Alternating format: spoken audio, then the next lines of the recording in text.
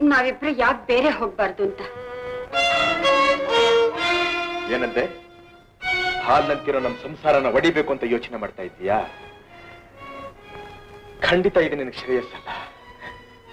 ನಾನು ಅದಕ್ಕೆ ಅವಕಾಶ ಕೊಡೋದಿಲ್ಲ. ಈಗಿನ ಕಾಲದಲ್ಲಿ ಎಷ್ಟೋ ಜನ ಹಾಗೆ ಬೇರೆ ಹೋಗ್ತಿಲ್ವೇನು? ಎಷ್ಟೋ ಜನ ಗೊಬ್ಬರ ತಿಂತಾರೆ ಅಂತ ನಾವು ತಿನ್ನೋಕಾಗತ್ತೇನು?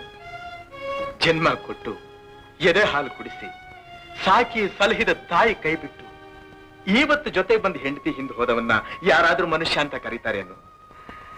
ನಮ್ಮ ದೇಹದ ಚರ್ಮನ ಸುಲಿದು ಪಾದರಕ್ಷೆ ಮಾಡಿ ಆ ತಾಯಿ ಪಾದಗಳಿಗೆ ತೊಡಸಿದ್ರು ಈ ಜನ್ಮದಲ್ಲಿ ಆಕೆ ಋಣ ತೀರ್ಸಕ್ಕಾಗಲ್ಲ ಗೊತ್ತಾ? ಇವಳ ಜೊತೆಲಿ ಬೇರೆ ಬರ್ಬೇಕಂತ ಬೇರೆ. ನೀವೇನೇ ಹೇಳಿ ನನ್ಗೆ ಜನದ ಜೊತೆಲಿ ಹೊಂದ್ಕೊಂಡಿಲ್ಲಿರೋಕ್ಕಾಗೋದೇ ಇಲ್ಲ. ಈ ವಿಷಯ ಮದುವೆ ಮುಂಚೆನೆ ಯೋಚನೆ ಮಾಡ್ಬೇಕಾಗಿತ್ತು ನೀನು. ಗೊತ್ತಿರ್ಲಿಲ್ಲ, ತಪ್ಪು ಮಾಡ್ಬಿಟ್ಟೆ.